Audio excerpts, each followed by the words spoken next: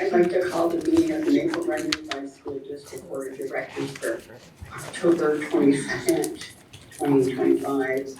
In order, it's 6 p.m. We are at the Northwest Career and Technical Center Culinary Arts Classroom. I'd like to thank those at Northwest Career and Technical Center for hosting our meeting. Thank you. And helping with the tour, ensure that we had a 5:30 tour. Agenda review, I have no revisions to the agenda, so unless I hear something, agenda is accepted without changes. Objection. Please stand and join me for a pledge of allegiance to the flag. There's the flag. Thank you. I pledge allegiance to the flag of the United States of America and to the republic for which it stands, one nation, under God, indivisible, with liberty and justice for all. Thank you all. We're at the visitors section of our agenda. Are there any folks in the room that are visitors that would like to address the board? Yes, I'm here in the public comment. Okay, give me a second. What, do we need a microphone for? I don't believe so unless people can't hear me. Okay, so let me just read this, little preface here. The public comment visitor section of the meeting is an opportunity for community members to address issues of concern about policy, budget, or administrative matters, or to share ideas about how we can work together to improve our schools. We value input and respect divergent views. We ask you to limit your remarks to 3 minutes per topic and refrain from airing grievances with individual members of the school community, including respecting the privacy of students and parents. Those attending remotely may type their full name in the comments section and we'll address you. During the meeting, comments are disabled. Sir, will you please state your name and the town of residence before speaking? Yeah, my name is Michael Gosselin. I live in St. Albans Town. Okay. I've actually prepared a little bit of pamphlet for people to review later. I'm not quite sure who to give it to, but I'll drop that off so people can look at that. So I own Gosselin Construction. I bid the snow plowing this year and I was kind of unhappy with the bid results. I'm also a taxpayer in both St. Albans City, St. Albans Town. I have grandchildren that go to the school system, so I kind of have a different dog in the fight as well. I wanted to bring a couple of things to light. I did try to do this in the office. I requested a meeting with Brianna and Bill, but didn't get a response. So that's why I'm here. I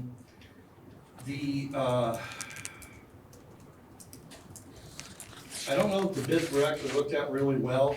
I want to just highlight a few things. I'm not after the school board to change their minds.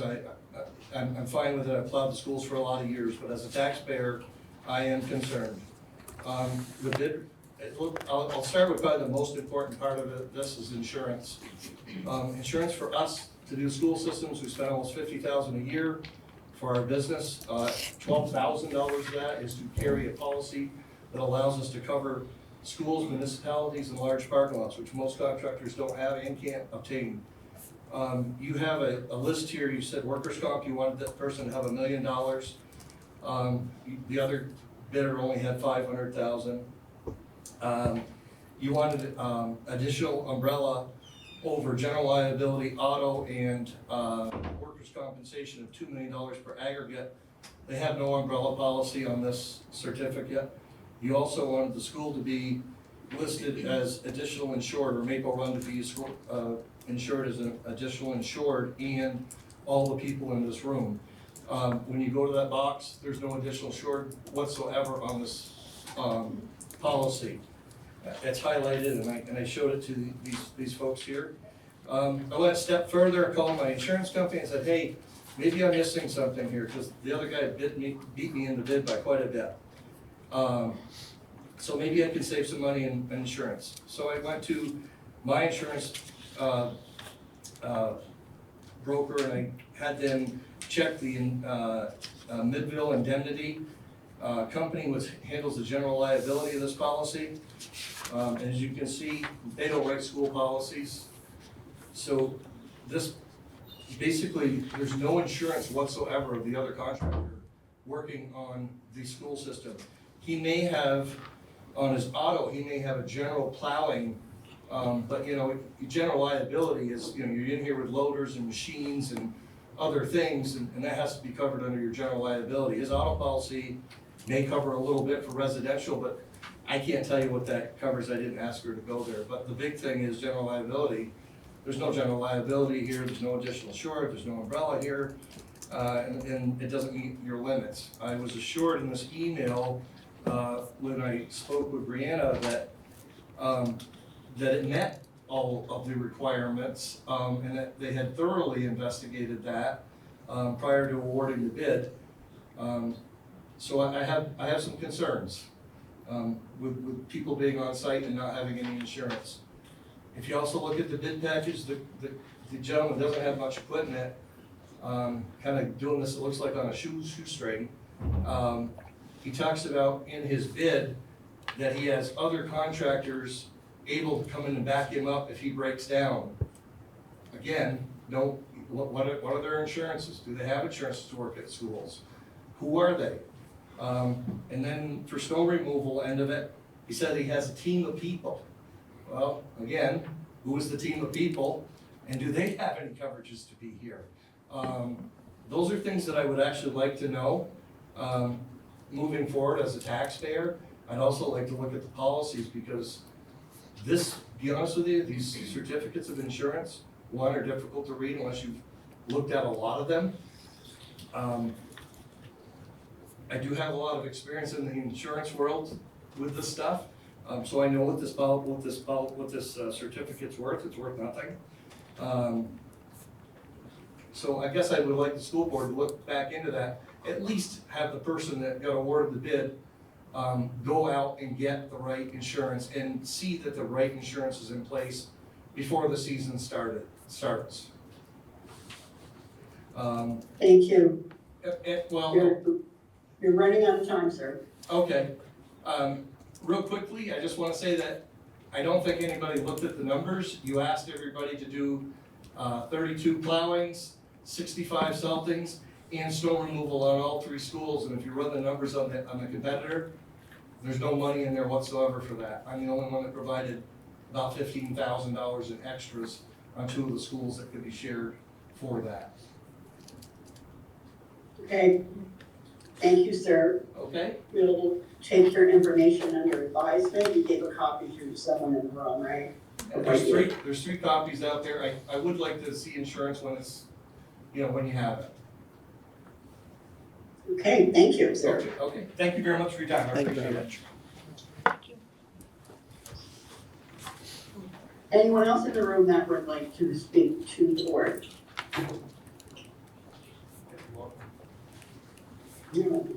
Okay. Anybody online that wishes to address the board?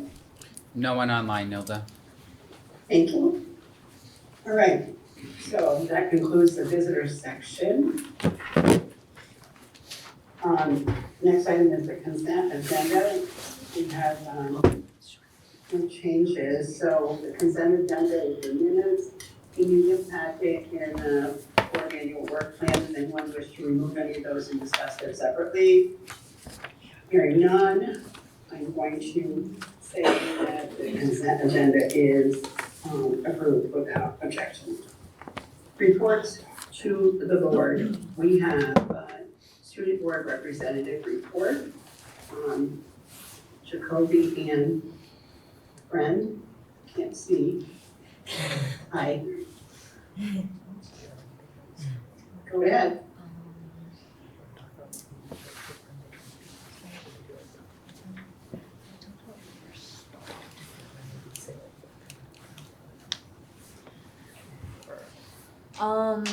We ended up meeting with Jeff Benet, who is a communicator for Abenaki education and inclusion in schools.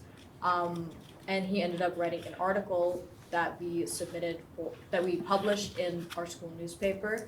And we are talking about having speakers come in to further education on the Abenaki people in school. What are the other groups doing? Yeah, I guess another thing about what we did on Indigenous Peoples' Day too is we had like a week turnaround, or it was about a week, and I was away, so half of our team was away for that week that we had to turn around. So it was pretty exciting to see that we were able to still get some things on the ground for, understanding that we were all in school for Indigenous Peoples' Day, and so we really wanted to make sure that we hit home with that. And I don't think we're necessarily there yet, but I think we made some progress, and I think next year we kind of laid some good groundwork for kind of starting a little bit earlier and really focusing on how can we make this be a little bit more meaningful, understanding that Indigenous tribes around Vermont wanted us to be in school for Indigenous Peoples' Day, so really honoring that and really making sure that we're learning about it. We also have, on another note, a small survey that we have printed out and that we're going to hand out at school events for people in the community to submit feedback on the school, answer questions, and really target what we can do to include more of the community in how we make our decisions in student voice. Yeah, and we don't have a copy of the survey, which is something that I know we did in the past few years. But I don't know if you remember, but in the past few years we've handed out kind of 2 copies. One had said what has gone well in Maple Run, what could we have done better, and what do you wish to see in Maple Run. Then the other copy had a lot of multiple choice questions, and so those were the 2.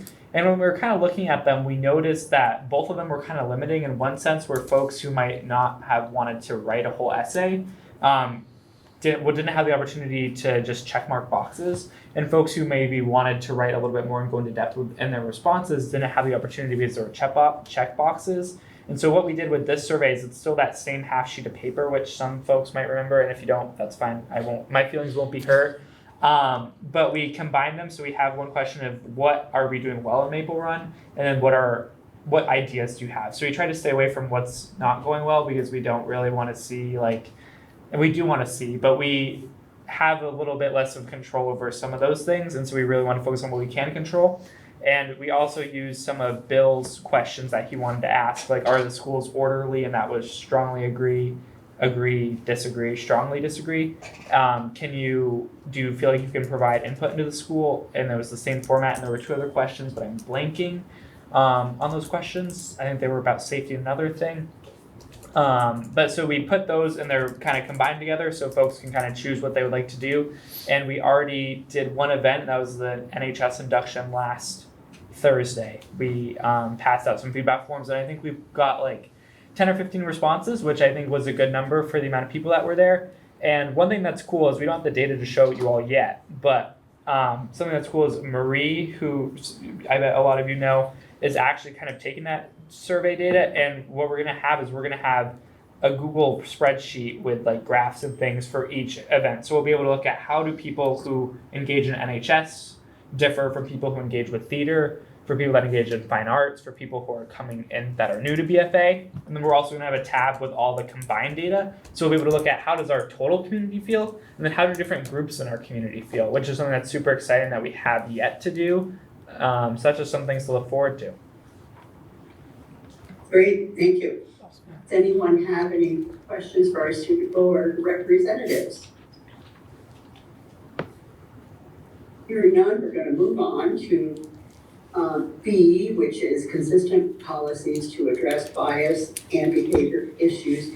You have that in attachment 6B, and I believe Stephanie Greeno and, Becky, sorry. I go by anything, Nilda, you know that. Becky Greeno and Stephanie Greeno are going to present on this.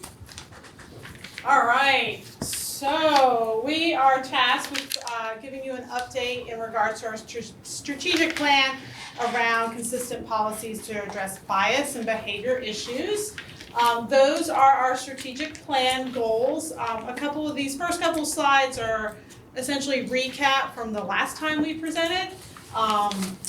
Really, tonight's presentation is around where we are at with our Common Code of Conduct, some boots on the ground information about harassment, hazing,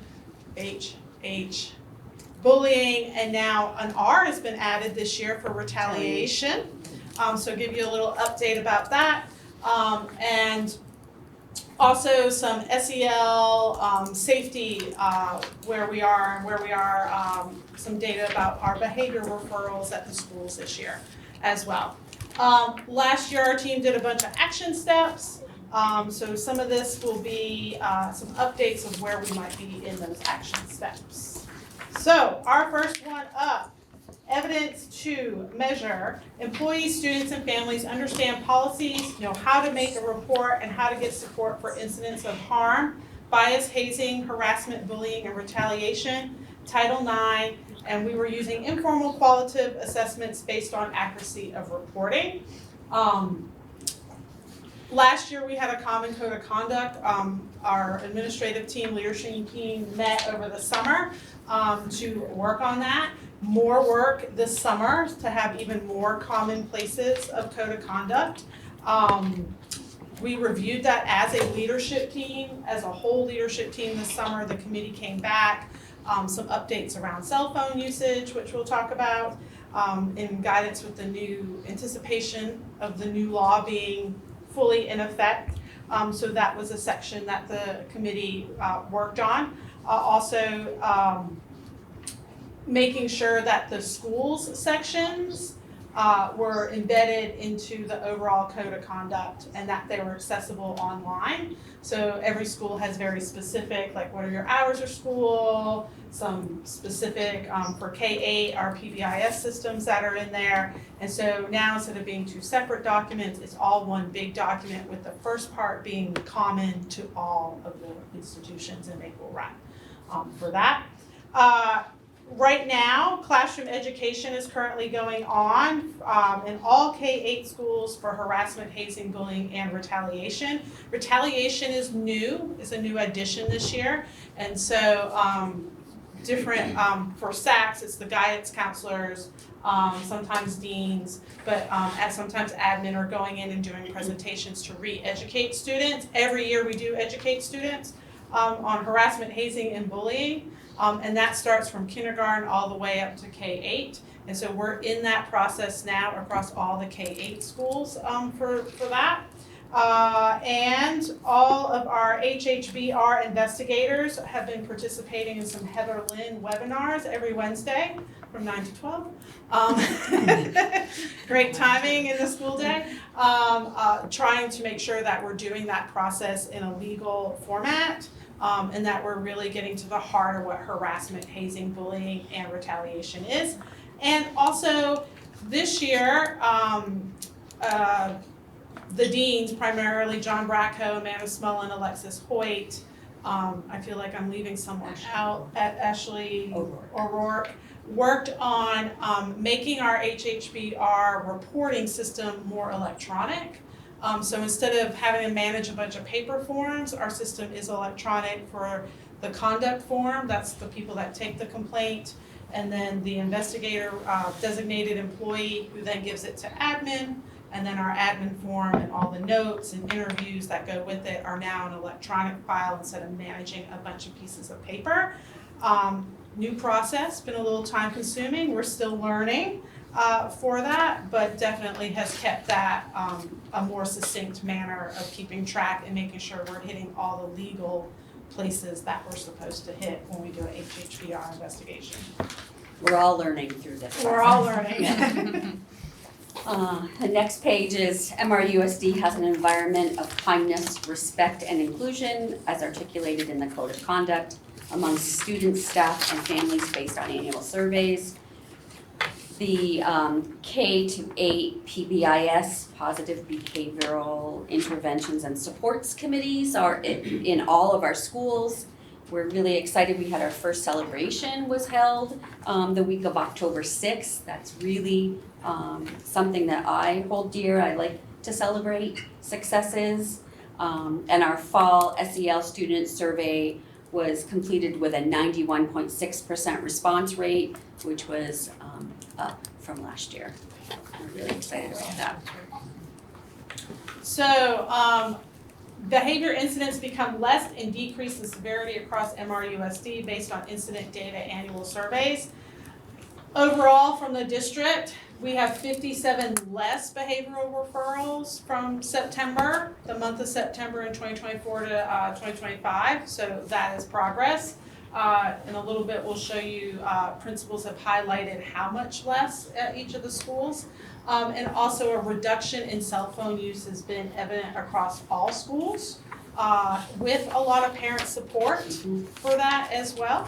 And students have been mostly compliant with that initiative as well. It's gone much better than we initially thought it might. If you look at the next slide, that is our data on the left, my left. You can see our data by the month for each of from last school year, and then on the right is our data, and I know it's really fine print there, but you can see last year in September we had 1,607 referrals, and then in September of this year we had 1,550 referrals. So definitely trending in the right direction. We will be interested in when we look at October, because October historically has been the highest month across years of data. October we hit a lot of referrals, and we are trending to be similar. We'll see if it's less than the end of the year. We have hope. We have hope, and October's almost over, so. Yeah. We have our SEL survey responses. Our goal was to reach 80%, and as you can see, these percentages have really blown that 80% minimum out of the water. Overarching for Maple Run as a whole is 91.6. Then we go from BFA at 84.7, Fairfield at 90.1. We've got the early childhood is at 85. NCTC is at 96.2, Spring Academy is 100%. We have our St. Albans City School at 99.3, and St. Albans Town Educational Center is at 93.6. Yes, Charlie? And this is just the response rate, the data hasn't been aggregated? Correct. It was just finished last week. Last Yeah. week. We're happy with this data. We were a lot less. I mean, BFA has doubled their participation rate this year. Yes. Are we still working on the anonymous reporting system for bullying? Yes, the working progress, predominantly, and that's been a high school initiative right now that they're working through, has not come down to the K-8. And to be honest, we're drowning in just keeping up with our HHBRs at K-8 right now, our harassment, hazing, bullying, retaliation, and that new electronic process. And so we hope that when we come back in the spring that we have more on that where we are at the secondary level for that bias. Anonymous as well. Last year, as you recall, we were starting that process, and lots of student-driven pieces to that and mostly very highly focused secondary. And so when we left at the end of last year, it was how do we bring this anonymous bias down to younger age levels? What will be those materials for that? So that work continues, just haven't made a lot of progress on it as of yet. Thank you. You're welcome. So around the district, Becky and I went and we solicited what was going well at schools within the realm of code of conduct and safety. So you kind of got some boots on the ground from our administrative team in the trenches. So you can see we're here at NCTC right now, but they have had a proactive approach of setting clear guidelines and expectations of how they treat each other here. And the director, Leanne Wright, And the school counseling coordinator have been in to do a culture of respect. So we're teaching, we're not just expecting kids come in with that information, even at the secondary level. And for them, so far, when we asked, which was last week, they've only had one harassment, hazing, bullying, retaliation sustained. So you report, but then the sustained means they found that there was evidence in one of those categories for that, so that's excellent. Staff survey shows that all staff were 100% clear on safety protocols when they surveyed their staff. And the safety team has given safety updates and scenarios at every staff meeting so faculty and staff can discuss those and be better prepared. We have BFA, also Code of Conduct, Bias, HHBR, and Safety. There's been a decline in behavior referrals for disrespect and disruption. There's been a reduction in the HHBR investigations, comparative September 2024 to September 2025, 12 and 2 respectively. That's huge. John Bracco has shared with us he can attend meetings. He got to go to the pep rally this year, so that's exciting for him. As far as safety, there's less wandering around the halls, there's better student interactions, and just a more respectful environment. Kids are engaging with one another. We've heard stories around they're playing cards and really passing the time in such positive manners. There were 95 less referrals in 2025. You also have, this is a presentation, we just gave you a snapshot of a couple of the slides of the presentation that was given to faculty and staff over school-wide strengths, particularly as it related around this topic. And so teachers are feeling a much higher frequency, the frequency of mentions, but stronger relationships between students and staff. Fewer disciplinary referrals. 95 is a huge amount of discipline to have a reduction. Also on the next slide, more respectful, more positive peer-to-peer interactions, which indicate a more supportive social climate for students, and improved sense of culture and pride, a lot stronger identity and community is being emphasized for that. All right, out at Fairfield, Code of Conduct, they've upheld for a long time the 0 cell phone policy for the last 3 years. This year for them, they extended it to smartwatches and AirPods, which headphones, if you have teenagers, I call them hearing aids for teenagers. They actually will be your hearing aid if you need them to. But they've been great. The students have been great about checking in their phones and their smartwatches. And parents have been incredibly supportive with the implementation of this. Again, we all anticipated this was going to be a point of friction with students, but with a lot of positive messaging and explaining the why, kids have been really thoughtful and willing, I guess, to understand that. And then from their SEL survey of the students in the 6th to 8th grade, the response rate increased 4% in supportive relationships since the spring, and self-management increased 4% since the spring. Challenging feelings increased 3% since the spring. They are actually implementing circles in the middle school weekly, and that has been area that they feel has helped their students better with those skills. They also are in their monthly meetings. They're teaching they're teaching specific positive characteristics for people to have, and with a theme. And they're recognizing one class member each month by a teacher, and the classmates are picking one person as well. So that's really cool to see. Behavior for major and minors has decreased by 57% at Fairfield, so that's a huge decrease. And 100% of faculty and staff at Fairfield report school is a safe environment. Yay.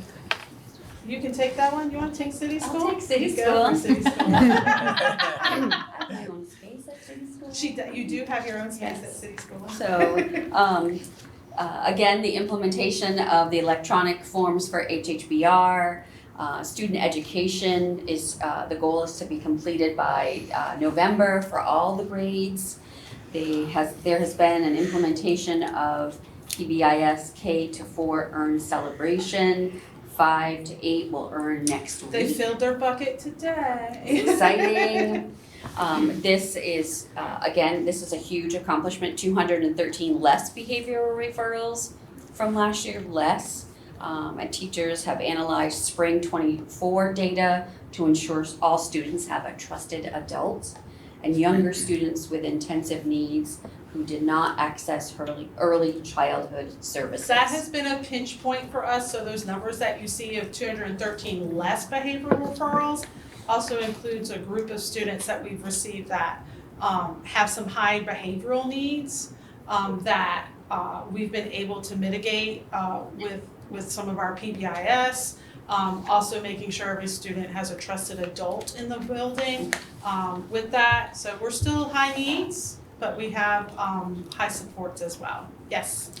What does that mean, and how do you ensure that all students have a trusted adult? So what we did was during one of our faculty meetings, we took the spring of 2024 and we used our SEL data that we had by student, every teacher, and we asked our UAs, our nurses, our counselors to pick 7 students they frequently deal with. So every adult, every professional staff in the building looked at that SEL survey data, homerooms for our direct teaching staff, and went to go see that every student that they directly service or taught had either marked a trusted adult, and if they did not, then that team, usually our teachers teach in pairs, talked about how can we make a relationship, bridge that gap for our students that were indicating that they did not have a trusted adult in the SEL survey. And we have that data down for our first graders on up. Some of our kindergartners, if they were in pre-K, their survey looks a little different. It says, do you have an adult you can go to? And they like hit a smiley face or a frowny face. So that is not quite as detailed as some of the older kids, but we really had our teachers in the SEL survey data before we took the fall survey data. And then our plan is once that's, now that it's out, right now we're in report card time, but we'll come back in December faculty meeting and look at that data again, one, to see if your list changed between the spring and now, whether that's positive and negative, and who else we may need to jump in and support based on what they've identified. That's our first goal this year, is that all students know that there's a trusted adult. Right, so you're working on it? Yes. Okay. Yeah. And we have pretty high percentage rates. That's an area we rank pretty high in, but we don't want to miss anyone for that. Thank you. All right, so a little late addition to SATEC. Christina reached out to me right before this, so I have a couple more notes. They've done some reorganization at their school to meet the needs of the HHBR investigations. They take some significant time to do with the paperwork as we're learning. They are also using the electronic forms. They're piloting, as is Fairfield, the Wayfinder SEL curriculum for us this year. They had their kickoff PBIS, a recommitment to PBIS and reteaching of their PBIS. Theirs is pause for their students. And October 30th, they're going to have their first school-wide celebration. That's one of the late additions. They're also seeing an increase of students, younger students with intensive needs coming in. That has been a little bit of a challenge as well as we work through how we best support those students and their families. And I don't want to miss anything. Let's see, their SEL data overall, their fall survey results showed growth across most areas measured, and the majority of topics showed improvement from the spring of 2025. The areas not showing improvement have remained steady. So they keep improving in the areas that they're good. Also, their cell phone, in the past they used lock boxes for their cell phones. This year they updated their approach, and now students store their devices daily in either classroom lock boxes or school pouches.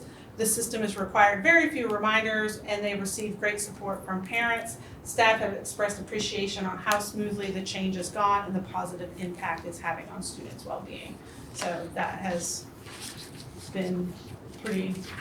Cell phone usage is down, referrals are down, might be a correlation there. And then at the end, you have a glossary, some commonly used terms, when we talk HHBR type documents and things for that. Any questions for us?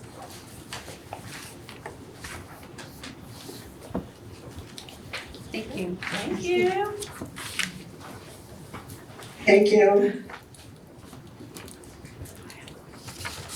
Okay, moving on to old business, we have, item A, which is the long education system reform status and update. And Bill is going to give us an update on that, please. Yeah, just a couple notes about what's in your packet. I gave you a copy of the letter for testimony to the redistricting task force that we talked about at the last meeting. Also, we had the special meeting at the end of September, so I put into your packet a copy of the aggregated data from across the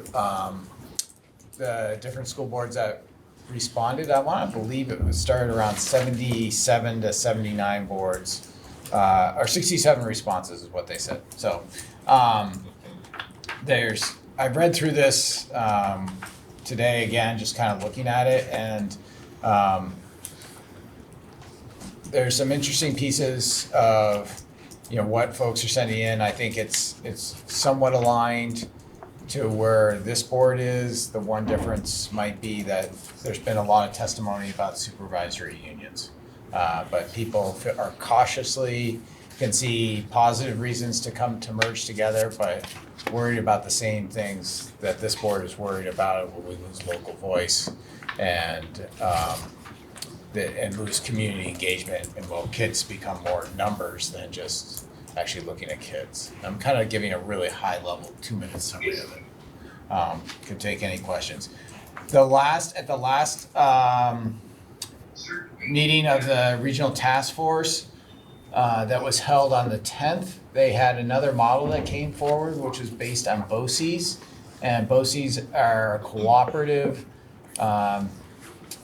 educational entity. They're usually called education service agencies that will serve more than one district or one board. And that was presented as an alternative model where there'd be 5 BOCES in Vermont, where business operations, professional development, special ed, and technology and purchasing, and possibly, there was one more that I'm forgetting right now, that could be brought together to reduce costs. And in the presentation that was online from Rebecca Holcomb and Jen Botchajorn, showed in every other rural state, it showed what that Vermont has the highest amount of population that lives in rural areas of any state in the nation. I know northern New England is the highest aggregate area, and we're the only state in a rural area that doesn't have these regional agencies that helps to lower prices that work around districts. So that's a second plan that's been presented. As I talked to you at the last board, there was a plan for consolidation around CTE centers, which would they made 14 regional CTE groups. There are 17 centers, so for us that would put NCTC and Cold Hollow together. And then there's another plan. There seems to be that there's going to be 3 plans that are presented. The next one is on creating regional high schools. And that's coming at the next meeting. So those are the big things that are going on with the regional task force. The other piece that's moving along rather quickly is the graduation requirements. The state agency is required by the end of this year to present on graduation requirements. A few members of our staff, Megan being one of them, have been to presentations about this. I'll be there next week. About the graduation requirements. We've had some updates. I'm writing a letter to the editor about it because I believe it's been a pretty closed process I will send that to all of you as board members. I'm really concerned that the process is gonna take us backwards in all the good work, and not be aligned with what we've heard from our companies here in Franklin County and what they need for employees, which is higher order learning skills and strong SEL skills and strong job-based skills, to just back to content areas. The nice thing about it is once the agency presents in January, there's 18 months for the Vermont State School Board to adopt. So I think that's gonna be our chance to really say something, but I'm very concerned that this is gonna take us probably back to where we were in the year 2000 in learning in Vermont with, from what I've seen so far, I'll learn more about that. Because it's gonna be a credit-based system based on content areas and no transferable skills. They say the transferable skills are embedded. From what I've seen, I'm not very impressed that they are So then it would just be achievement-based. achievement-based. And not I don't know where it's going with the proficiency, but I think that probably won't be there from what I don't have enough details really, Joanna. But what I'm concerned about is when you lead with content, that's all people hear, even though you might have embedded transferable skills, which all the leading research and what students need for the future is not content. Well, but content doesn't stay with you. Yep, well, that's No also, matter what. that's been proven too. That's Right? been proven in education research, but if you look at the McKinsey report or it's not Denali, but it's close, I'm having alliteration problems, so it's a D, that have these high-level corporations and saying what they're looking for employees, especially if you stratify the wage earnings from the lowest 20% wage earners to the highest 20%, the basic skills that are covered by content are less than 20% of any person's job. Where the greatest amount of it is the social emotional learning skills, the collaboration, the persistence, the being able to integrate into a community, those really valuable skills. And so I'm concerned that we're gonna go away from that. Jack, were you going to say something? No, I was probably thinking and you probably heard my mind. That's probably it. Joanna? That was great, Jack. So just because they are creating graduation requirements, Yeah. does that not mean that our school district or whatever we become can't have higher ones? We could have additional, I would Additional. think. I mean, I don't really know, Joanna, because I would imagine these are minimum requirements, no? I would imagine that too, but I just don't know. And I just don't know how, it all comes down to how are they gonna hold us accountable for Yeah. it? You know, if we were across the lake in New York and they just ended the Regents season, but until last year, they would have tests for all the students. Yeah. To get the Regents exams, right? In some other states, Massachusetts until this year, they ended it as well. They did the MCATs to get an MCAT diploma. You had to get a certain score on the MCAT, but that was very limited. We're talking writing, reading, and math. So I think one of the issues with the transferable skills, which all the employers say we need to have, along with technological use skills and job skills, which are that other 80%, is it's hard to measure those. It's hard to quantify them. They can be. That's actually been shown to be able to be done. But it takes a lot of work. And it's not easy to create a standardized test. And my fear is we're gonna go back. We have been heavily reliant on standardized tests. Vermont's really bucked that trend. And more so in the last 10 years. But we have to have it for federal accountability.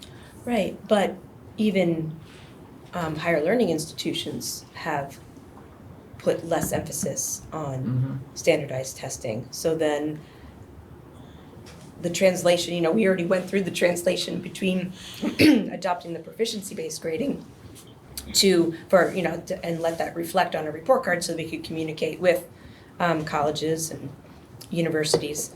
So that would have a potential impact on what report cards and whatnot look Oh, like yeah, and it will how have- we, It'll have impact on what kids learn. right. I come from an area where we have minimal, Yeah. and you had to have minimal, and it wasn't, you had tests, different grades, and you passed those for at different times, and then you pass your classes. Yeah. You had a minimal, and then you could go above or beyond, but you had a minimal, and it wasn't geared like here where you have such a eclectic education. It was very standard. Yep. English 1, English 2, English 3, English 4. That's why I think it's amazing that you have such versions of English that they can take. It's almost like a college catalog, the English that's offered here than it is in other states. Other states it's just English 1, English 2, English 3. It's not, you can't take poetry, you can't take film in English in the way it does here. Okay. What is that? That to me is more concerning than the redistricting, because this will have, the redistricting will happen, schools will be here. This is changing the targets for students for learning.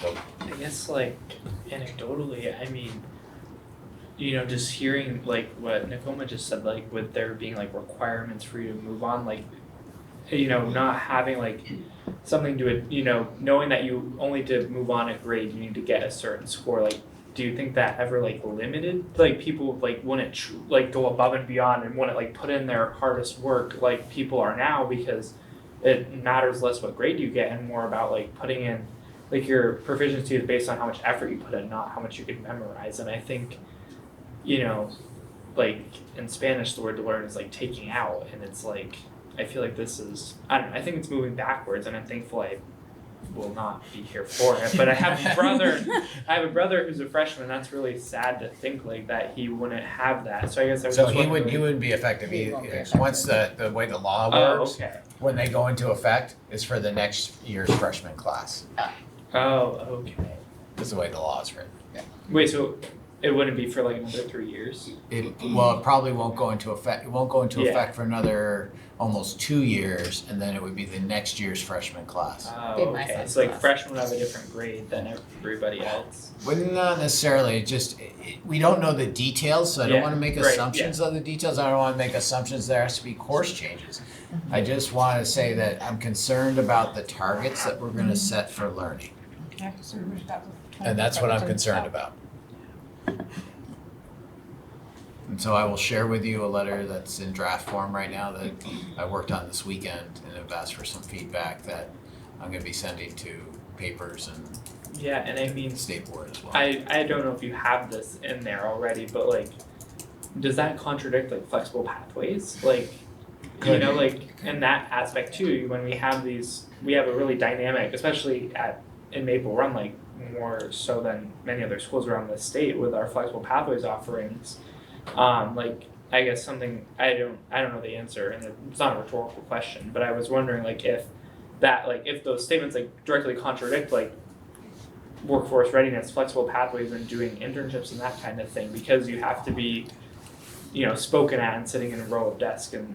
Yes, I don't want us to assume that the delivery of the instruction has to change because of the targets. Right. All I'm talking about is like what we're saying kids have to learn to be able to graduate, and I think there was a good question, Kuma and Joanna, you saying, well, these might be the minimum, and we can add on to it, it's great.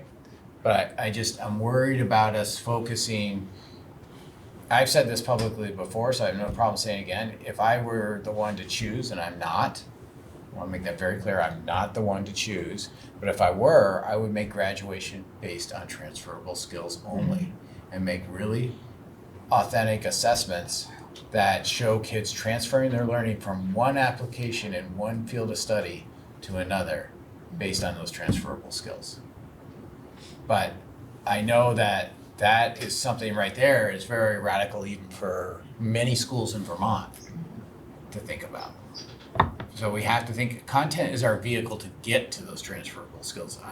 I'm concerned if we say the content's the goal We won't use it as a vehicle to learn those transferable skills, which are the higher order thinking skills that employers want, colleges want.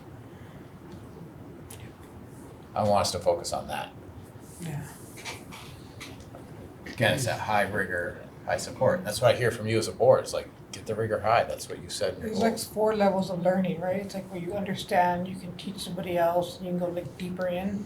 Yeah, it's called depth of knowledge. Yeah, and so like we want our students to be at the depth of knowledge, not just be able to return, like say what dates, but understand what happened and speak about what's happening. And when you go to those minimum aspects, kids just retain for the test, not retain for the I do want to caution, I have not seen the detail, Oh, no, the the test. devil, and then what they're proposing, and I'll see The, that next the week. test like meaning as just a grade for an A or B, not necessarily a standardized test per se, but just for the grade of the class.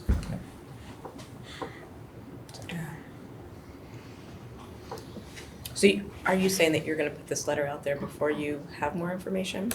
Or are you still keeping it in draft until? I'm keeping it in draft, I'm trying to decide if I'm gonna wait for what I see or what I've seen is, it's more about the process and less of the result. The last time Vermont did this, we worked very hand in hand with the business community. It was a broad representation to say, what's the vision that we want for our students in Vermont? And it wasn't done just by an educational group.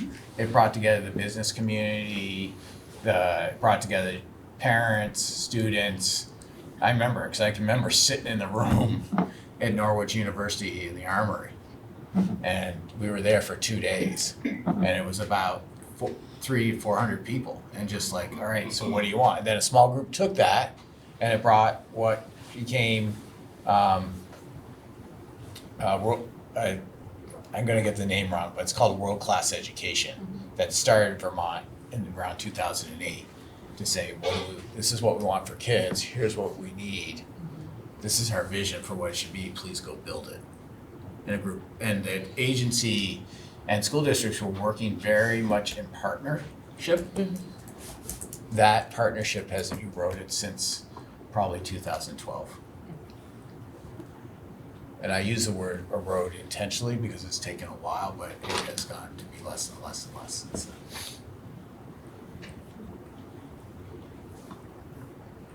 Any other questions for Bill? Okay, moving on to old business B, it's policy adoption. So I am going to make a motion to approve the following policies for adoption. C12, Title IX, sexual harassment.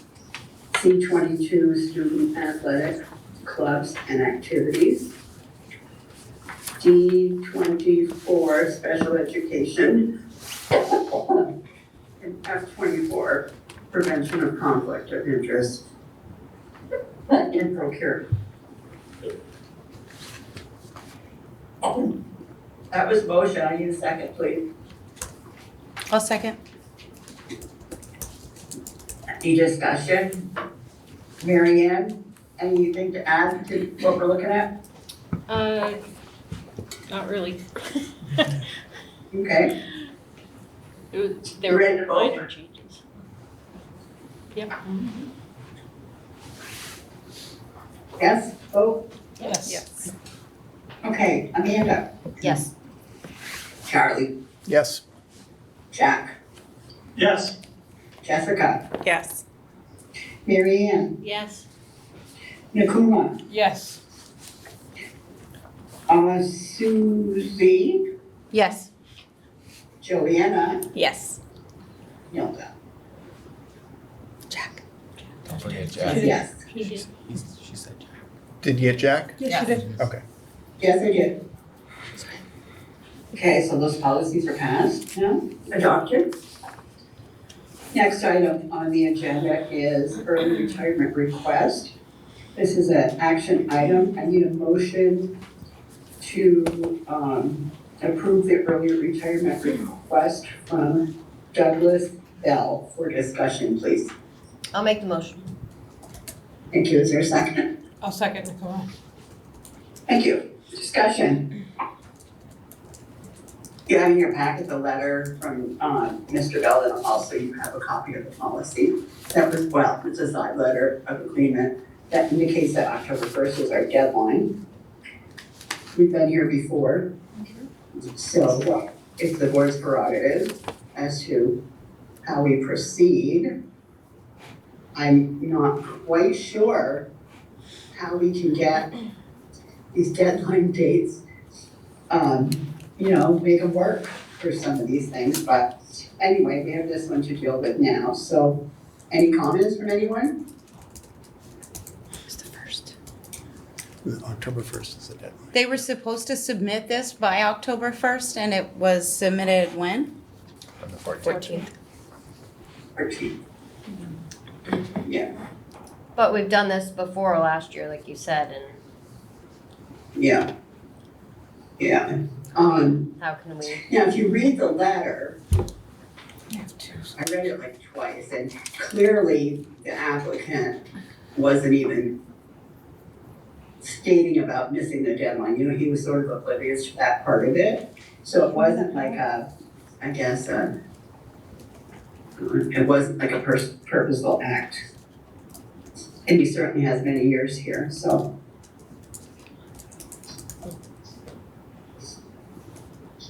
You want to vote? Want to discuss more? Want to hear what Bill has to say? Administration recommended approval, so. I mean, I would just, the area, like, as Amanda said, we've done, approved these before, but I would hesitate to say that just because one got approved before, that they should all be blanketly approved. It really should be weighed on the situation. So I would hesitate to say that whatever we vote here should set a precedent for, if someone comes back in December and says you approved or disapproved or didn't approve this person, and therefore it sets a precedent for this. I don't believe that it sets a blanket rule. I agree.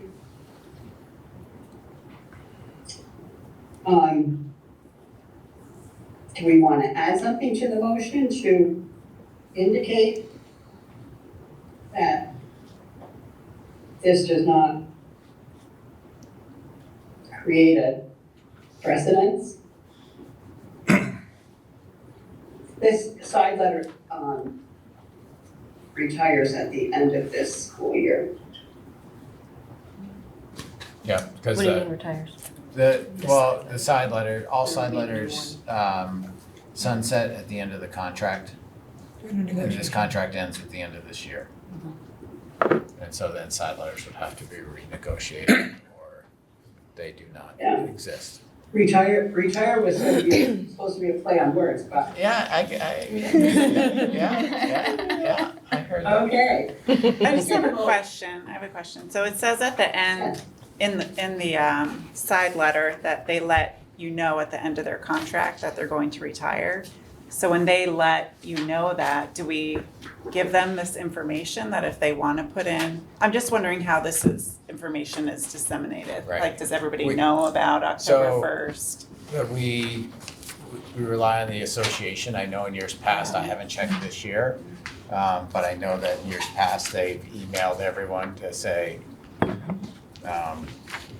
we sent it out. I know that when Katie Campbell and I meet monthly, it's one of the things of yep, we're getting that out. And they just usually tell us. I don't even ask, I'm looking at Becky, but I don't think it was part of was it part of our conversation here in September? It was. Okay, thank you. You have better memory than I do. Oh, appears Katie. Hi, Katie. Oh, she agrees with, you agree with my comment? Okay, yeah, we did have the discussion and sounds like it went out. But I mean, that's something they manage, we don't manage that. Yeah, so they're just not reading their email. Excuse me. Thank you. Well then, how does the association feel about it? Can I ask the question or? Ask your chair. Nilda? Well, I don't wanna put the association on the spot, but, if the association wanted to be put on the spot, they're welcome to. So I'm not saying we have to have an answer right now, but it would feel, I would feel uncomfortable if we were not supporting what the association wants. And this could be futuristically, you know what I mean? Maybe this is a conversation to have. Doesn't have to be how we decide on this tonight. Or we could table it for the night and, you know, have the conversation. But just seems like we should be supporting what the association would like to see happen rather than be opposing. Right? I yeah? Go ahead, My Jack. feeling on India's side, I'm usually hard-nosed about deadline. But the early retirement is an advantage for the school board because it almost always means that you save money because an experienced veteran teacher retiring and hiring a less senior teacher as far as years and as far as salary, there's usually a savings. So my desire for the board to reap the benefits overrides my typical hard nose about deadlines. But I'm thinking maybe October 1st is too early because we're getting, you know, we've had several of these after the fact entries, and it could be that we need to make it October 15 or something, but that's for another time. But So, this side letter sunsets at the end of this contract, so we would have to bring an early retirement plan into negotiations again. right, And therefore write the parameters around that. So, and typically our administration looks at issues that have been problematic for us and brings them up for issues to bring up in negotiations. So perhaps this will come up. Nilda, can I give a point of information since Jack talked about money? Yeah. Jack, I hate to burst your bubble, but that's not always true. The cost of benefits, usually for a younger teacher, especially if they're a family and have a family plan, can be higher, not always, but can be higher than that of a retiring teacher. The other piece that I would give you for $12,000, that's equal to 7 steps on the index. And that, What was the last part of what you said? for $12,000 equals 7 steps on the index. Or 1 column move and 6 steps, because we have equal columns and steps. So what I'm saying there is not every year is a step given. So it could be more than 7 years worth of experience. Could be probably, I'm looking at Becky, but probably as high as 10 years of experience. So I don't want to, I hear your generality, Jack, and I can agree with it to a degree. But I want to be cautious with the facts on that one because not always does that equate for cost. yeah, that's true. I have witnessed that myself, you're right. Yeah, the other piece of it is, it's not like they're knocking the doors down for jobs here, teacher jobs here, you know, anywhere, actually, Maple Run. So that's something to consider too, depending on what else going on. But I don't know if there's any value in tabling these, right? Because we're not gonna change the policy or the side letter. So we have what we have. So we have to make a decision of yes or no, and then move on. So my question to y'all is, are we ready to vote? I just was curious, I know Katie had come off mute. Was there anything you wanted to say? Go ahead. If you wanted, only if you wanted an answer to Joanna's question about what the association thinks about it, but I'm fine either way. I mean, I Go ahead would, and answer but that question if you would. A lot of what Jack said in terms of deadlines, we respect the deadline as well. Administration holds us to deadlines as much as they can, and we do the same. So I totally understand that piece. And at the same time, I mean, I think if we have a teacher who's looking to retire, I would like to think that there's wiggle room. If we haven't already met the number, I think there's a number in the side letter that says no more than so many people can be approved for it. So I guess, you know, while I respect the deadline, it would be supportive of our teacher if they're feeling like this is no longer the job or the place or the time for them to be doing this work, so. Thanks, Katie. Thank you, So, Katie. just for the record, I deviated from standard procedure by having someone in the audience answer a question. I thought the timing of it would help us go forward tonight, so my bad, good reason. Thanks. Yeah. Just a quick follow on in terms of the numbers. The number in the side letter is 8, and we approved 2. That's right. So far. Okay. Yeah. Let's vote. Oh, do we want to vote? Yes. Yes. Yes. Okay, Amanda, Yes. Charlie, Yes. Jack, Yes? Jessica, yes. Joanna, Yes. Mary Ann, Yes. Yakuma, Yes.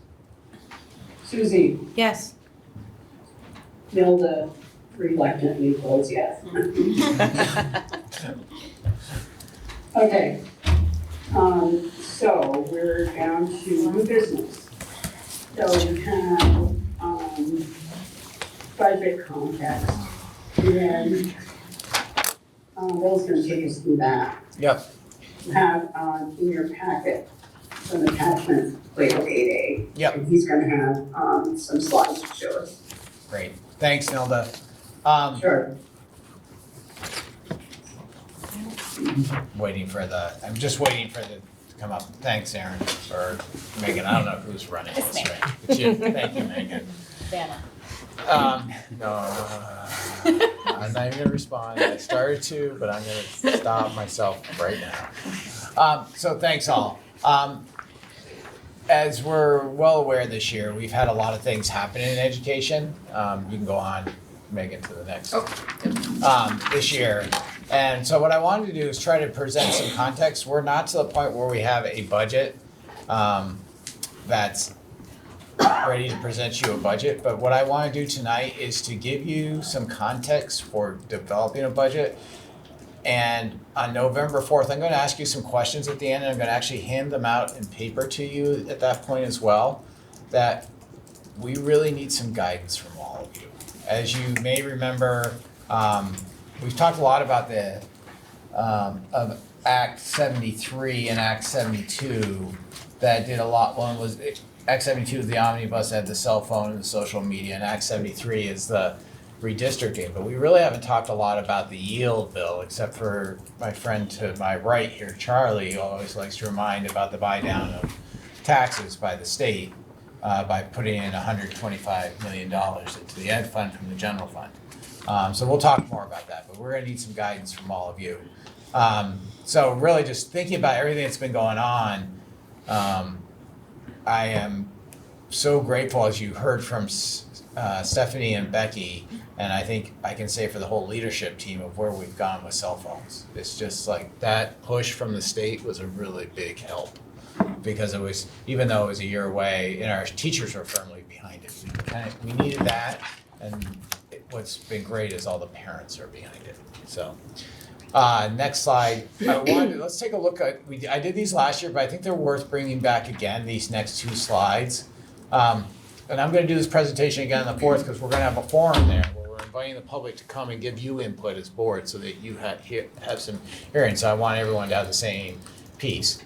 So again, Vermont has the lowest staff to pupil ratio in the state, including the District of Columbia. That's why you see a 51st. We have 4.4 staff to students. In Maple Run, we have 4.6 staff to students. That's not on that slide, but I can tell you I've done the division of the number of students we have right now and the number of staff we have right now. And I did that yesterday. I updated the graph on the right that comes from the Economics Lab. They added a year for 23, 24. As you can see, it's continued to increase employees in Vermont and decrease the number of students. So that gap is getting wider. And I'm going to really be deliberate when I point out things that have changed in this from last year to this year. And stop me if there's something you want to ask about. No, thanks, Megan. I was going there next. This model that we saw last year, for those of us that were in some of the listening sessions from, that was a very simplified version of Vermont, but understanding how our statewide funding system works, that there can be one district, District A, that, and assume we're District B, we don't change our budget at all. We keep the same budget from one year to the next, but one district goes up $500,000. And District C cuts their budget from the year previously by $250,000. You still have to raise across the state that added $250,000. And why I like this simple 3-district model, we're talking about 112 districts in Vermont. And so if the aggregate goes up, even if we keep ours at stable at the same level or a smaller increase, we're gonna hit with bigger increases. And so that's the way that works across Vermont. That's part of, because we all pay into a central pool and then we vote on our expenditures. So what's our data start to look like? So one of the things I really wanted to do, as you've heard, both Brianne King and I have been going to went to Edunomics this past summer to their workshop series and are still in it through this fall remotely. But we're trying to use the budget that Bree presented to you last week here as a tool to look at return on investment. So we really want to, I put this at you, it's hard for you to read it, I don't expect you to read it, but I want you to see the symbolism here of we're taking this budget and using it as a way to say, what are we spending and what are we getting a return on, okay? So if we can go to the next slide, there's some numbers to remember, and I'm going to give you all of this on a piece of paper. If there was one thing I could have you remember for numbers, and just keep the piece of paper as a cheat sheet for yourself, but I'm just making sure I've got enough. 1, 2, 3. See you, Angel. Is that, hopefully I gave enough for Susie and Nakuma and you, Jess.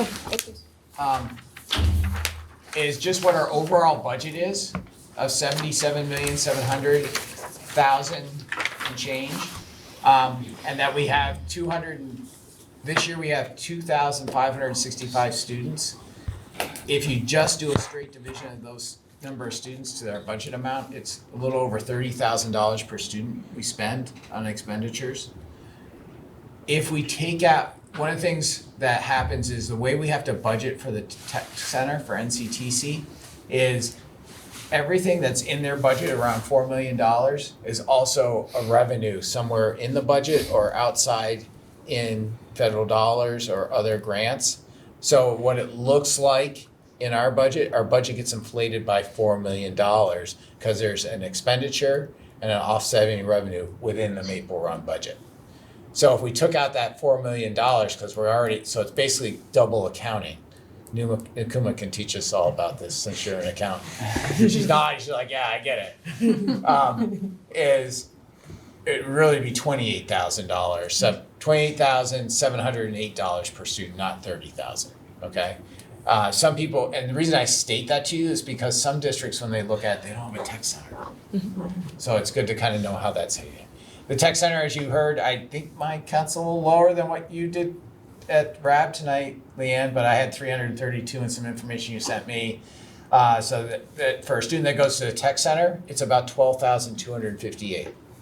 Why am I giving you all this stuff in per student is because one of the things that Edgenomics Lab has really taught Bree and I, and they have found through all their research at Georgetown, people understand like a per student number. They can't grapple with the millions and millions of dollars, especially really big school districts that have $1 billion budgets. It's hard to understand, like, what does that mean to a kid? So we're trying to get things down to the cost per student, okay? I gave you some other things about, we refined the cost for a penny on the tax rates, about $465,000 in expenditure. And overall in the state, this is from Joint Fiscal Office, as of last Thursday, to change a penny on the tax rate in the state is about $14 million. Okay, so those are just good rules of thumb to know. Any questions on that? Okay. So next, how do we spend our money? So as you saw in the budget, we have a regular education, a special education, and a technical education. If I just take those bottom line budgets of those three areas, about 71% is spent on regular education, about 24% on special education, and about 5% on technical education. Starting to create some nice little graphics here, infographics, so that that student on the left there is just trying to show those percentages in different shades of green. Okay? And I'm gonna try to use this as a theme this year in the budget so we can start, sometimes a picture says more than looking at the numbers. Of our 77 million, and I'll show you this in a minute, but about 44 million of it we spend on instruction. So if you look at that, you've heard several times in board presentations about tier 1 instruction for general instruction for everyone, tier 2, which is interventions, and tier 3 is for students who need specialized instruction. I don't want you to equate it to special ed because there are some students who need specialized instruction that do not have an IEP, okay? Looking at our budget, we can see about 53% of our spending goes to tier 1 instruction. And if we take all the students served on that, 2,565, we get $9,000 per student. If we take all the students who are getting tier 2, which is about 450 students, it costs about $6,400 for those additional interventions, whether they be academic or behavioral. That's on average. Okay, this is straight averages. And then for kids that are getting tier 3 instruction, whether it may be a few supports to students that are outplaced, there's about $18 million in that, or an average of $31,000 per child. I haven't been able to do it yet, but I'm going to look at Tammy Colby, who's a researcher from UVM that looks at the amount of instruction per tier, and try to relate that to what she has found in her study in Vermont. I just haven't had a chance to get to that yet. So, you have a question, Joanne? What about our population? That is us. That's our population. So 41% of our students are on tier 3? No, That's what I'm asking. 41% of our money. Right, I was wondering about So we have 571 kids that are in tier 3. And that's how I got that number. I took the 18 million and divided it by 571. And there are about 460. I'd have to look in Panorama.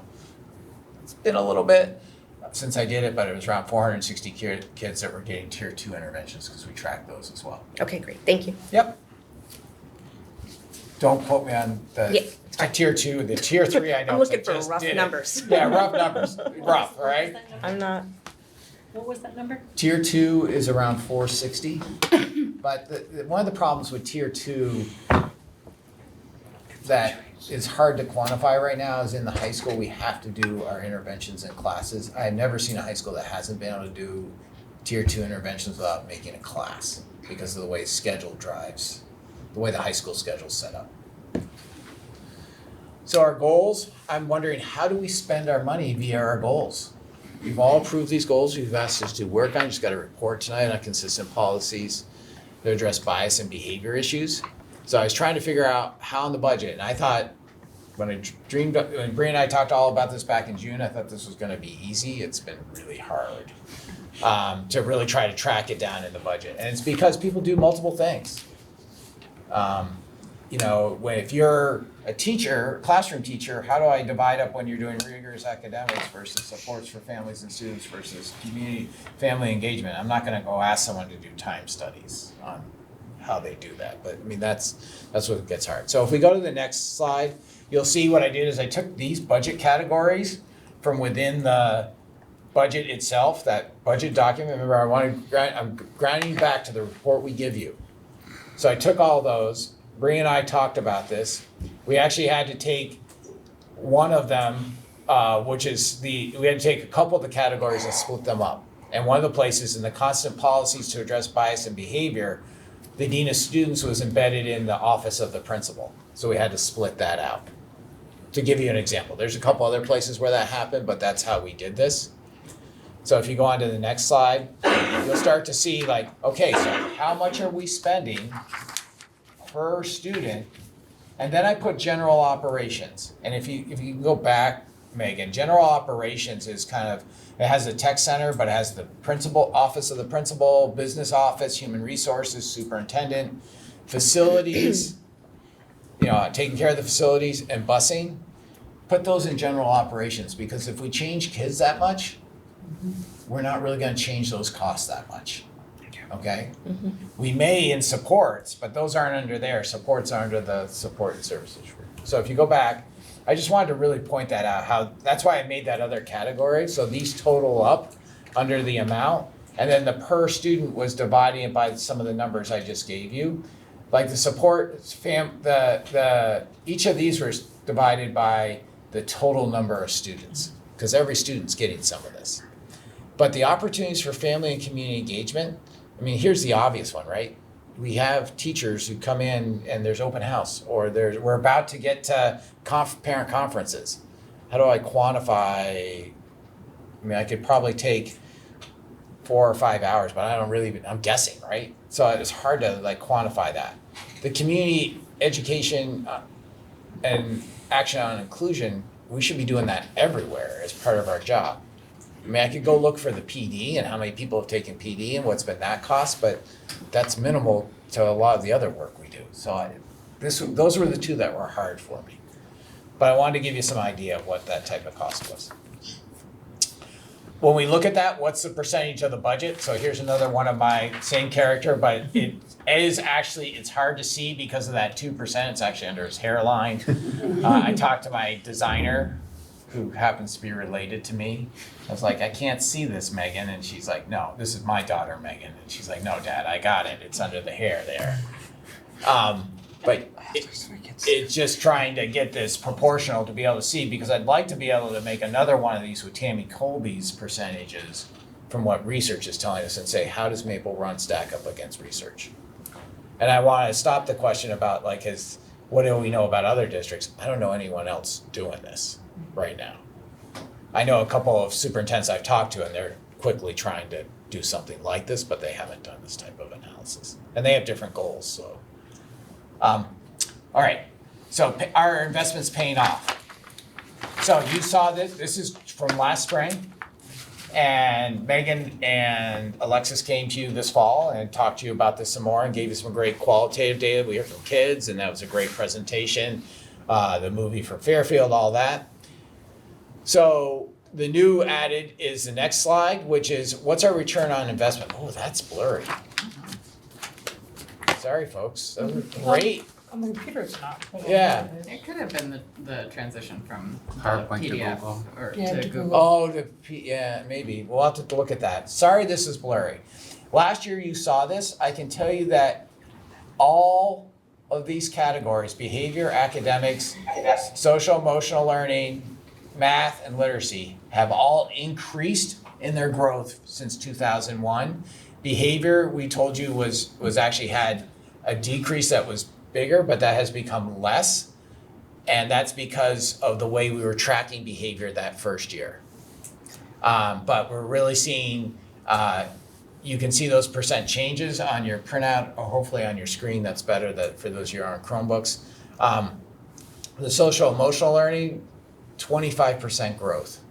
And we've put a lot of resources into social emotional learning since 2019 when this board approved us to start working in that area with mental health and behavioral systems. So, you knew we were working it, I should say, when you approved, really starting to put some alignment at the district level. And then our literacy and math, we're seeing that both on the state scores, especially in literacy. We're starting our 4th year of our literacy work. And if you look at implementation science and look at Megan may remember the name, I never remember the name of the curve, but you have a dip and then you start climbing. Sigmoid curve, thank you. We're really starting to get that payoff where we know it's hit our local assessments, but it's really now starting to hit the state VT cap. And VT cap was just released by the state last week or 2 weeks ago. Last week. And so we've had a 4% rise in VT cap from last year to this year's results in 1 year. And we're really I expect that to climb a lot because of what we're seeing for results in the younger grades, both on our local and state assessment, are climbing faster at our lower grades than they are at the higher grades. It's very exciting. So it's really, really exciting. Yeah, it's great work. So, and we've put a lot of work, a lot of resources into literacy and math and our curriculum work, our professional development, it's all aligned, and all that great work. So next, thanks, Megan, I'm going too long here. This is a graph we had last year, we added in this year. You knew the budget. We've lost, I can tell you we've lost 66 students from last year to this year. That's not totally confirmed yet, but it's down 66 at this point because we're still reporting what's called the October 1 enrollment. And we're down to 554 employees. So you can see what that's done to both our students have gone down and our employees have gone down. And this is the same graph that we're trying to do that you see for the state of Vermont from Economics. Okay, it's not to the same scale. All right, next.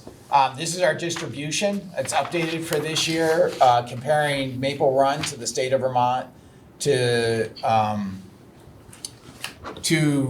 the U.S. and how our staff is distributed. You'll see that we have more teachers in the state of Vermont as a percentage, but less than the U.S. The places I would point out is that we have more support services than the state of Vermont does, less than the U.S.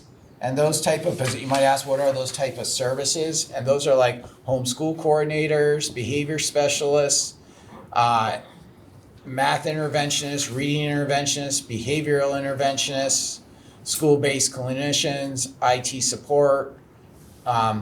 I know these others we don't have more of. I've actually checked this across, but clerical staff or business manager, bookkeeping, human resource personnel, but they're in that as well. We don't have any food service staff that are on our staff. And so that's where we actually have a higher paraprofessionals than Vermont in the US. And then our student services, not our support services, and that's what gets confusing. That's why I brought this little piece of paper. Those are guidance counselors and nurses and occupational therapists and librarians. I mean, there's a few more, but I'm just picking some of the highlights so you kind of get an idea. And then you see our leadership, which is, assistant principals, department heads, dean of students, superintendents, assistant superintendents. We're lower than Vermont and we're lower than the US. So. Weren't we higher just last year? No, not in the leadership. I asked a question about that. Yeah. And then the next graph I haven't changed from last year. It's just I didn't think it was really worth going doing the analysis because this doesn't change that much. But this is just looking at superintendent officials versus instructional coordinators versus principals, looking at the U.S. Maple Run, Vermont percentages and the U.S. We were higher in administrative staff. Administrative staff, you see that in the district support staff right there? Yeah, Yeah. that's what it was. Okay, Yeah. no, I just remember, it's not because I see it, it's because I now remembered it. Yeah, yeah. and that, I haven't redone this is the same graph I showed you last year, I didn't go, because that staffing really hasn't changed. This graph is updated from last year. The budgeted salaries are getting closer. That yellow line at the bottom is CPI, Consumer Price Index, over the percentage change since FY 2018. And you can see our budgeted salaries is getting closer to that, so we've closed that gap. We've also closed the increase in the actual budgeted by what we did last year with a 2% budget. You can see we changed that trajectory, and we changed the trajectory of benefits. I'm sure that's because we have less staff, but benefits costs still are increasing much more exponentially than anything else. So, what I want to give you is some estimates, and some of these have just been updated literally as much as this morning. And I know I've given some of you this before, but this one has not. This is the buy down with the yield bill, Act 24, where they put in $125 million. And if we were to get rid of, if that money did not come back into the ed fund and taxes, the yield would go down, so taxes would go up. If we wanted to counteract that, we would have to have almost 9 cents in tax rate, or $14 million. We'd have to take 9 cents out of the tax rate. It's almost, sorry, I'm having to flip ahead because I started saying it.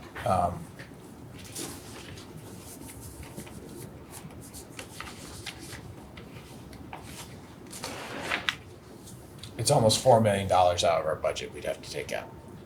So if we go to the next one, enrollment trends, as I told you, we're down about 66 fewer students. We generally get, without any weights for poverty or ELL, there are other things we get weights for, but for those weights or grade level weights, we would get 15,033 per long-term weighted ADM. Because it's a 2-year average that affects us for actually what we count students as, 33 of them would affect this year, which would be a total of about almost $500,000 or 1.6 cents on the tax rate. And you can see on the side, I put a demographic study we do for NASDAQ every year. We're projected to keep losing enrollment at about 1% a year. Okay. This is federal funds, and this is really trying to look at what we've heard from what has been proposed in budget resolutions. As you know, we're in a federal government shutdown right now. But if we even took, this is taking the most conservative, we would lose, as you see down there in the right-hand lower box, we would lose almost $500,000 or about 1.1 cents on the tax rate. What we know about personnel. We know we're in a negotiation year for teachers. So for every 1% we increase the teacher's salary, that's about 0.5% on the budget, or about $409,000. Next meeting, I'll be, Nilda and I think have already talked about that we would like to have an executive session to give the negotiating team some guidance on where we want to set that in the budget. We already have a negotiated contract with education support professionals. That's going to increase by 4% for next year, which is $247,000 or 0.3% on the budget. I also have updated, kind of what our assumptions are for what a teacher or an ESP or a non-union in each of these boxes, what they would cost planning the budget. And for a non-union, the board sets that every year. 1% increase in non-union salaries is about $53,540 or 0.07 of an increase in the overall budget. So it's pretty minimal compared, but there's not as many people in that as well. Healthcare, we just learned this morning that what was told to the VHI board last night is that they're going for a healthcare increase at 7.4%. Last year we were estimating 17, and then it actually landed at 12. So while this is higher than we'd like to see, it's a much better news than we've probably seen in the past 3 or 4 years for a percentage increase. So this, I wanna say that we have a lot of folks, I think Bree told me before she left, she's at a professional conference right now, that a majority of our staff are on gold CDHP family plans. We have a lot of them. And so they're almost in aggregate about $47,000 to $48,000 for the total cost, where the employee puts in $9,500 and we put in about $38,000.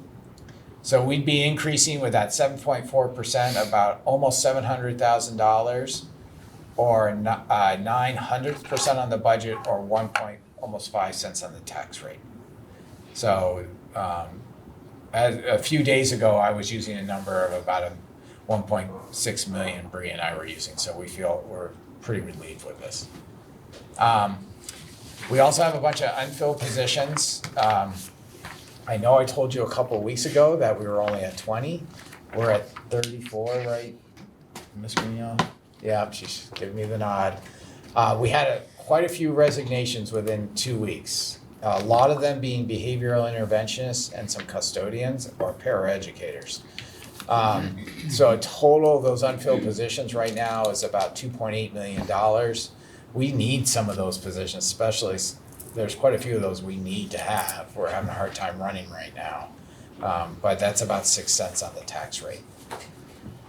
And then I made a summary of all this impact. So if we took everything, and you see I left the unfilled positions in red, and so I'm not minusing this out. I'm just taking the worst case scenario without doing anything with those unfilled positions.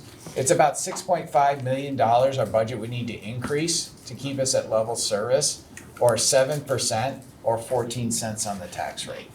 That's assuming a 1% for teacher salary increase and 1% for non-union. That's not advisement, that's just the way I calculated the numbers.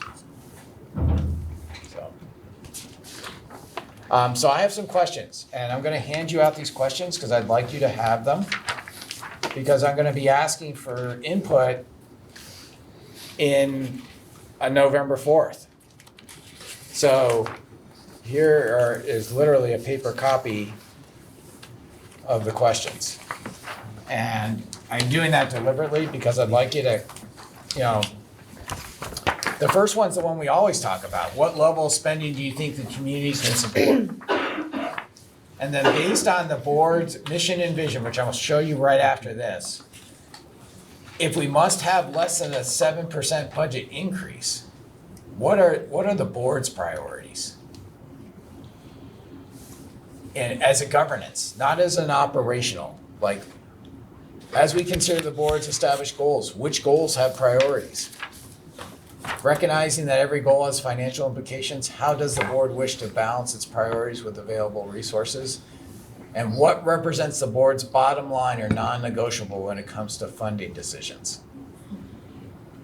Because we can't say we want a 0% budget, don't cut programs, and get the same student results. That's not something that works here. So we're in that hard place where we need some guidance from all of you to say, where do we go? Because we're building what it costs to run the system right now, but I've got to be able to give direction to the leadership team to say, hey, we got to get to this place. And if we know those big ticket items, we know where not to go. We're going to be going to other places. We've had a huge growth in support services relative to general instruction. Our general instruction is made pretty stable. I've looked at the cost per student over the past 5 years, and that general instruction or tier 1 instruction has stayed very stable. Our growth, and I think our return on investment data is showing it, is we've put money into support services. I'm not valuing whether that was good or bad, but I know our data is saying that's improving. So, and then there was a discussion here that Charlie brought. He asked the board a question about structural changes, specifically to two schools, but I'm asking it bigger. Are there any structural changes across the schools that the board would like us to explore as part of budget development. Because we may have to think about structural changes if we're looking at multi-million-dollar changes. So I don't need answers, I don't want answers tonight on these. I wanted you to have time to think about it individually and come back in November and talk about it, okay? Megan, if you can go to that last slide. I do want to remember, you all told us this. This is our mission and our vision. So as we make these budgeting decisions, for me, this is the North Star. You told us that we're here to ensure a meaningful, flexible, rigorous, and safe education for all to thrive and excel. And you also told us that we need to be committed to cultivating a welcoming environment where our students and community can tap into their love of learning. That's what you told, that's the vision. So the leadership team, we've talked about that, like that's our North Star. There's a great window that's right outside to this room as you exit on the right that shows that right there. They're all posted. But I would take any clarifying questions about what I gave to you today. I know that was a lot of information. Do we know why people are resigning? Do we do exit interviews? We do exit interviews. Some people want to talk to HR immediately, and some people would rather fill out a form anonymously. So we're gathering that data as they come in. Some are opportunities in the private sector, some are relocation. It all depends. It runs the gamut of why people are leaving.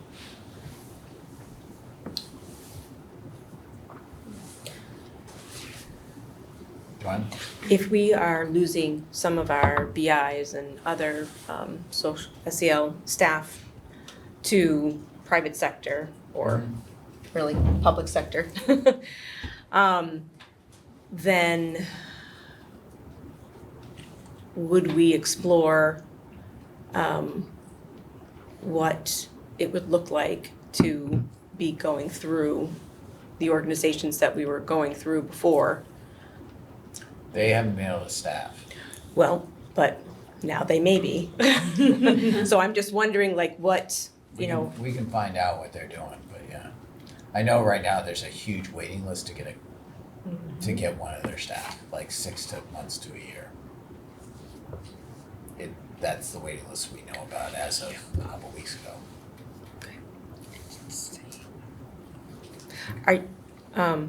Yeah.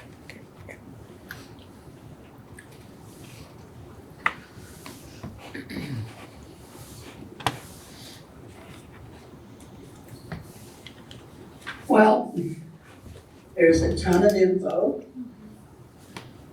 a lot to think about, and Yeah, and if you want to write down questions and either bring them to you or email them to me or call me, because Brady and I and others, we live in this stuff, right? So it's hard to comprehend it in one presentation sitting. Yeah, I'm just always curious, because Vermont has such a high per pupil spending. Like, how are these other states getting theirs so much lower? What are they doing so differently than what we are to have? Higher caseloads, fewer paraeducators, higher classroom levels. Are there any states that Higher have tax a base. lower cost per pupil that are still performing well? We're performing, if you take NAEP, we're performing at the mid-range in the nation. And we are in the top 5 expense states per pupil. So I'd be interested in what other structures are out there to emulate. Okay.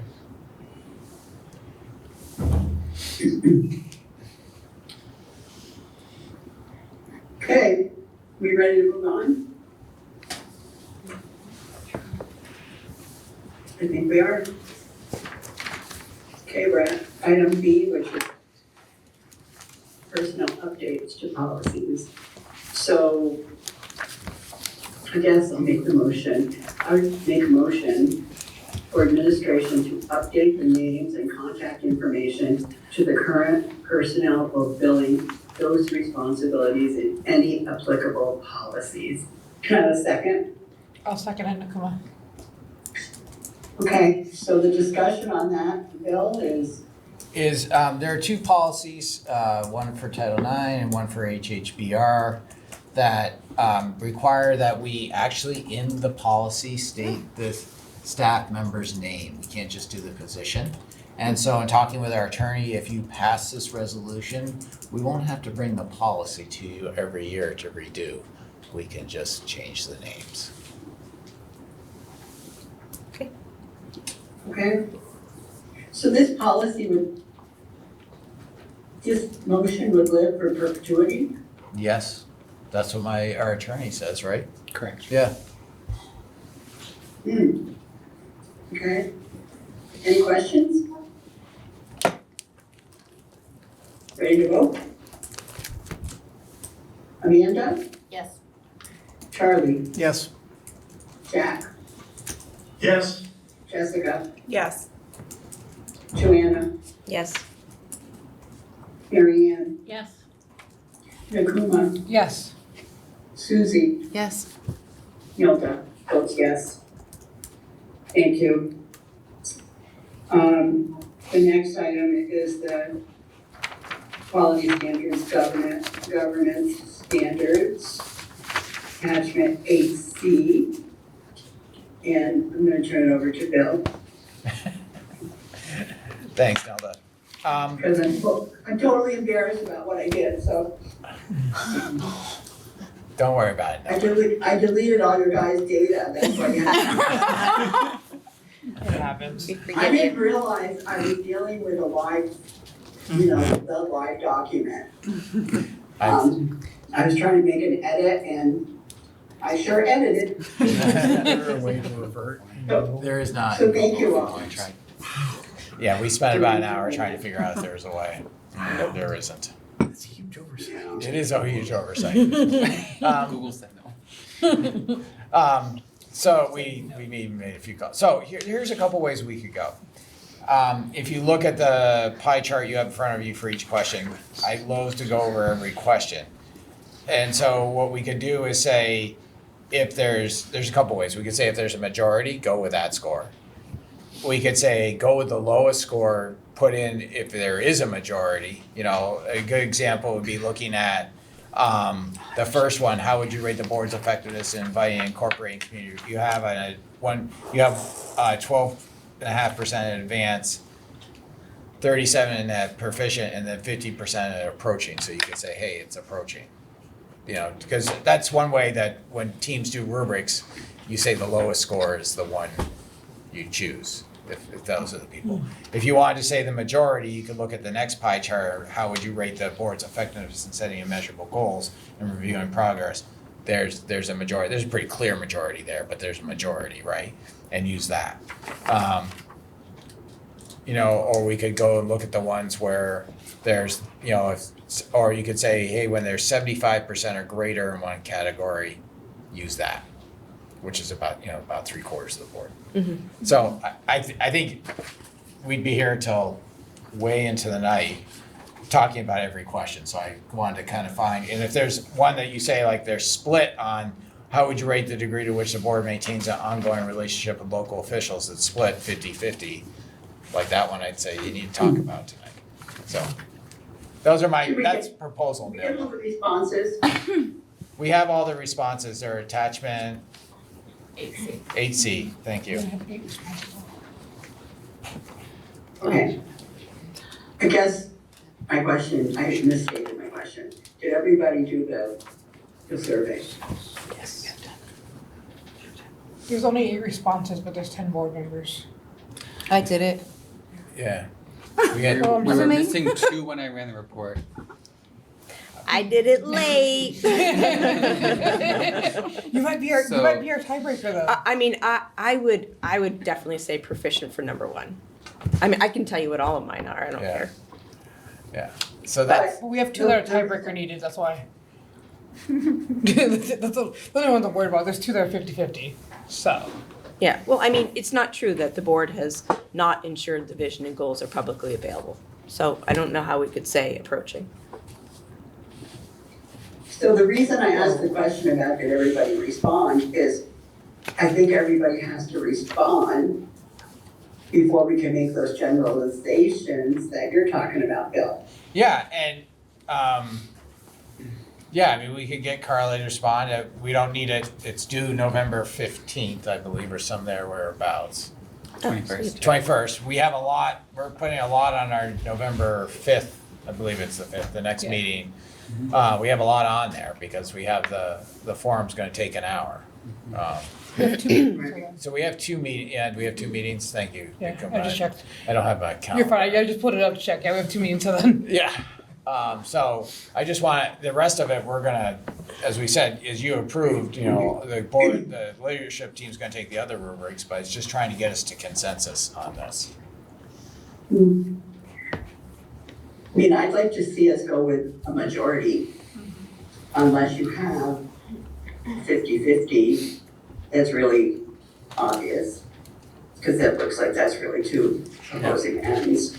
So I can talk to Carly, she's the one that hasn't done it yet, Okay, and we could get that, and then bring back anything that's 50-50. I don't know how people feel, I'm seeing some nods, but I just wanna find a process that works for the board. Yeah, I say majority rules and then figure 50-50, figure that out. Yeah. Yeah, we just gotta make Sounds sure good. we're really reading. right. I think I mentioned that when I was talking to you, Bill, that I struggled between approaching and proficient, because I see proficient as 100% proficient, whereas a lot of things are approaching. So I scored down, I didn't score up. So if I didn't think it was close to pretty good, I scored down. So I don't know, you know, I mean, I'm sure there's inter-rater variability with these, so, you know, it's hard to, I guess I'm trying to figure out how we can make a generalization and make it make sense. It's hard. If You're just gonna use the cold numbers and go with majority, I guess. Cool. Yes, Joanna, sorry. No, you're fine. You're finishing your You're thought. in the shadow. You're in the shadow and I couldn't see you. That's all right. Go ahead. So I probably look better in the shadow. So I hear you. I think if you think about it in terms of a proficiency versus approaching just as like a baseline definition, but if you go to each one of the DQSs, it actually operationalizes what approaching is and what proficient is, because it actually changes for every single one of the questions. So I think it's really important to read, and then I think it makes it easier. It's less of it's certainly not a generalization, and you don't have to feel like it's, you're overreaching. You know what I mean? Sure. So I think that Good point. it's a detail, but I think it's an important detail. And I don't know if everybody, because it's really easy to fall into the, into the category of, we're not 100% on it. Of course we're not, but we don't have to be. Because it actually says it right in there. Right. I just want to put our energies on where we can get the biggest value for them. Well, I think that's the next one. I think that's what you want to use this as, Nilda, for the board. I mean, to do this as a task for the AOE, great. But the next one is to say, which one of those could we work on as a board? And maybe it's already in the board's goals, but to say, what do we do what's the easy one to move over the line? Right. Do people feel like they were thinking about it in terms of like how Nilda said it, or do people feel like they read the difference between approaching and proficient and advanced for each individual question that was asked?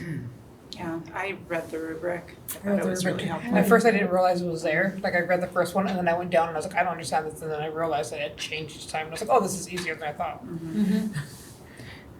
Because I think that would skew our votes. You know?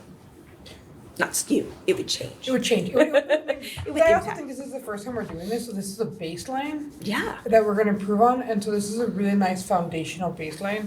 So even if it's a little not 100% accurate, this is just our baseline to hopefully improve on as we continue going forward.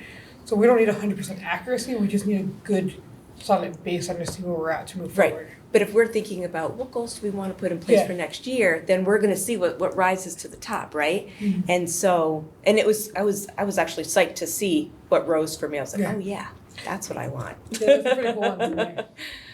So So- I, sorry. So I did read the rubric, but I also stuck pretty closely to the board is proficient when all conditions. So if two of them were yeses and one was no, then I went down. So Yeah, that's Yeah, yeah, that's I accurate. think I Yeah. judged harder than I should have, but I think it's as a foundational thing, it was nice to kind of go back.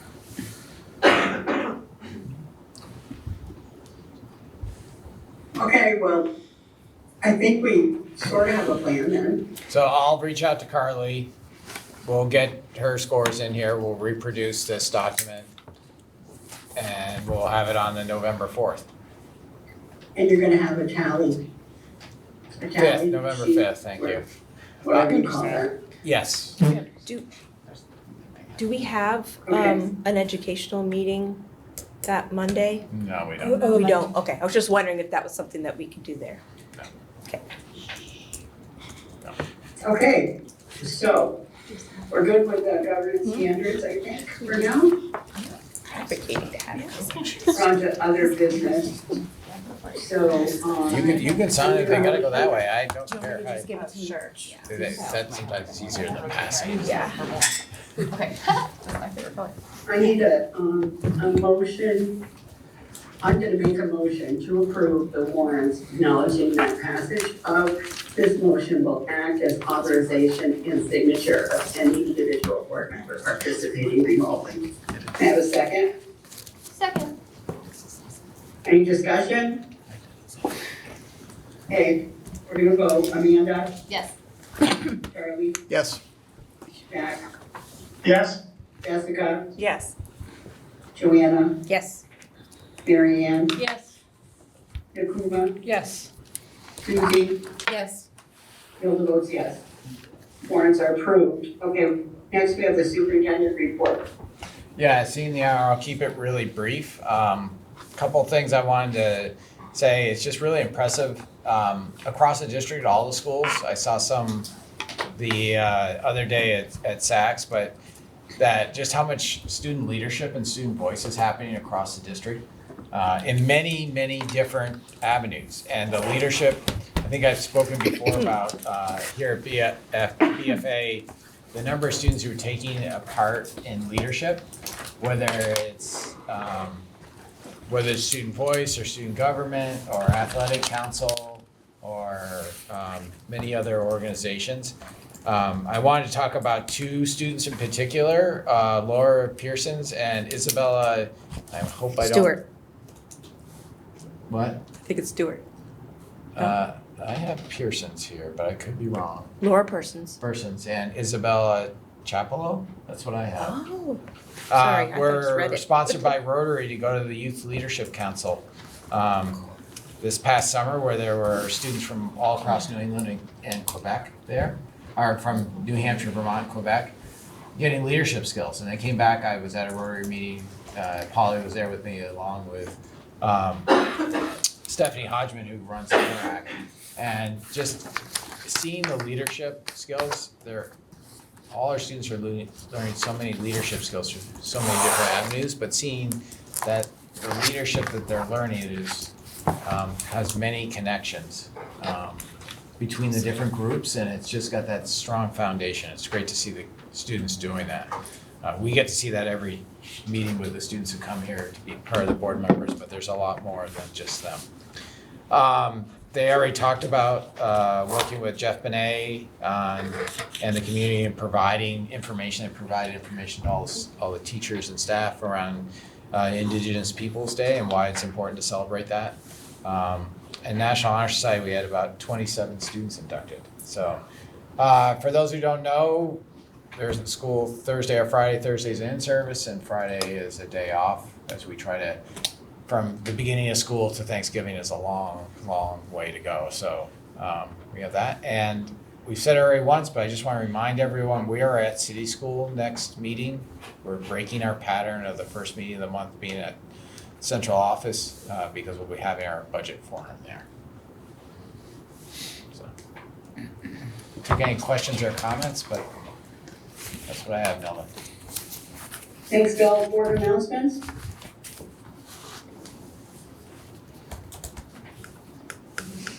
I'm hearing none. Board observations and reflections. We have a plan for that. I guess we're gonna continue that plan. Agenda items for future meetings. We have invited the local representatives to a board meeting. I hope that we can give them enough lead time so they can make it. Yeah, I'm sorry, Nelda, I meant to say in our piece that I have talked with the superintendents. They're all in favor of doing this together with Franklin County, so I meant to contact James Gregoire, who's actually leading the who kind of coordinates all that, so I need to contact him. Okay, good. Thank you. We don't need an executive session, so this meeting is adjourned at 8:01 p.m. Thank you. Ready for